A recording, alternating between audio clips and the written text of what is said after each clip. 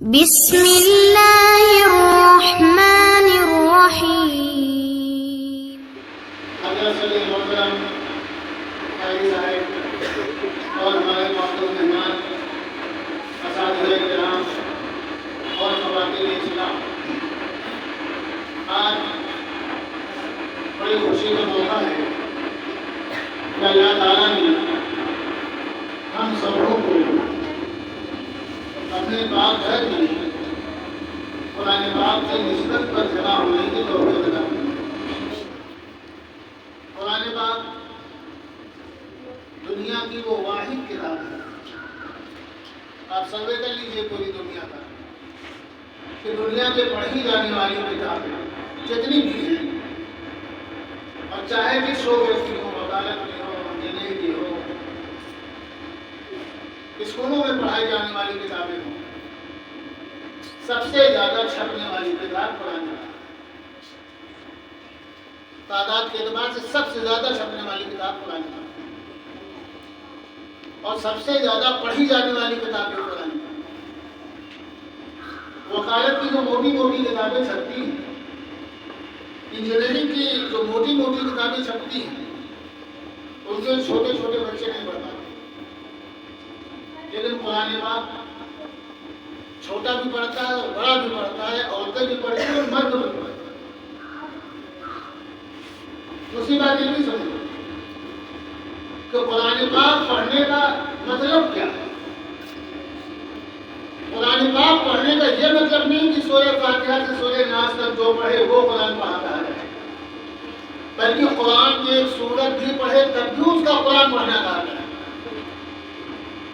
صرف قل اللہ پڑھے، تبت یدا پڑھے، انا اعطینٰ پڑھے تو یہ بھی کہا جائے کہ یہ قرآن پڑھ رہا ہے۔ اس اعتبار سے دیکھا جائے تو مسلمانوں کے گھروں میں کوئی گھر ایسا نہیں جس میں قرآن پڑھنے والا نہیں۔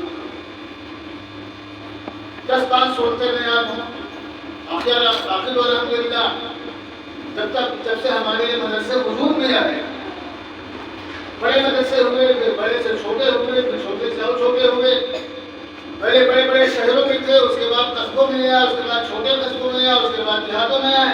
آج ماشاءاللہ شاید کوئی گاؤں ایسا ہو جہاں پر قرآن پڑھانے کا مکتب پہلے سے عمارت علم نہ ہو تو مسجد ہی میں قرآن پڑھانے کا مکتب چل رہا ہے۔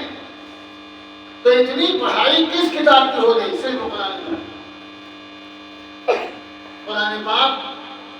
قرآن پاک کو اللہ نے ایمان والوں کی نجات اور ہدایت کے لیے عطا فرمایا ہے، کہ ہماری نجات کا ذریعہ ہے، ہماری ہدایت کا ذریعہ ہے۔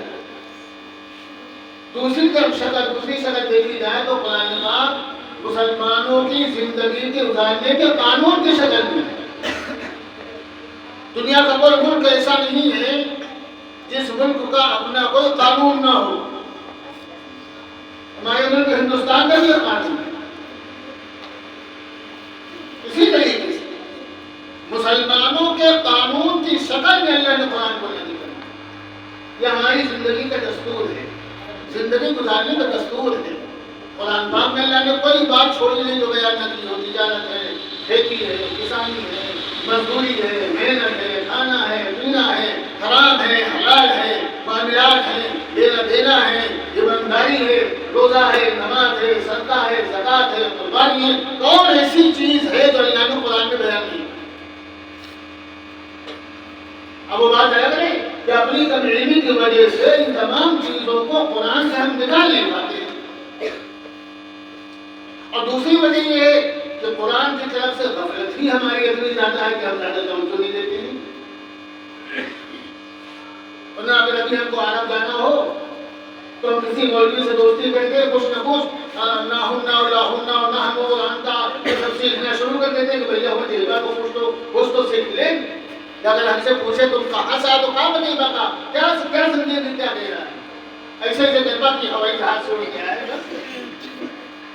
تو اگر اسی طریقے سے ہر ماں باپ اپنے باپ کو قرآن پڑھانے کے بعد میں یہ مزاج بھی اپنا بنا لے کہ جہاں ہم نے اپنے بچوں کو قرآن پڑھانے کے لیے 5 سال 4 سال لگائے ہیں، اب قرآن پڑھنے کے بعد میں، قرآن کے حافظ ہونے کے بعد میں ہم اپنے بچوں کو عالم بنیں گے۔ دیکھو ایک وہ حافظ راوی کو ماشاءاللہ سب سناتے ہو، سبھی کو ایک وہ حافظ و عالم ہے، وہ جب قرآن پڑھتا ہے تو قرآنی آیات کے ساتھ ساتھ اس کے دماغ میں، اس کے ذہن میں دوسری کیسے چلتی ہے کہ اللہ کہہ کیا رہا ہے، اللہ کہہ کیا رہا ہے۔ اس حافظ قرآن کے پیچھے تراویح سننے میں جو لطف آتا ہے وہ صرف حافظ کے پیچھے سننے کے لیے ہے۔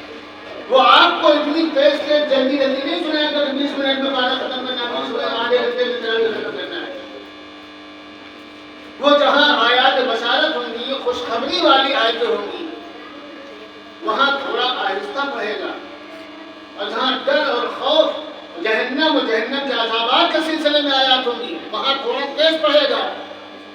پڑھنے کے وقت چہرے کے اثرات بھی بدل جائیں گے کہ جب جنت کا تذکرہ پڑھے گا تو چہرے پر خوشی کے اثرات ظاہر ہوں گے، جنت کی نہریں، جنت کی حوریں، جنت کے بابا، جنت کے مکانات، جنت کی زندگی، جنت کے درخت۔ اور جب جہنم و جہنم کی چیزیں پڑھے گا تو اس کے چہرے پر خوف کے اثرات ظاہر ہوں گے، اس کے چہرے پر خوف کے اثرات ظاہر ہوں گے۔ تو یہ تمام صفتیں اور یہ تمام چیزیں ہوتی ہیں اس حافظ قرآن کے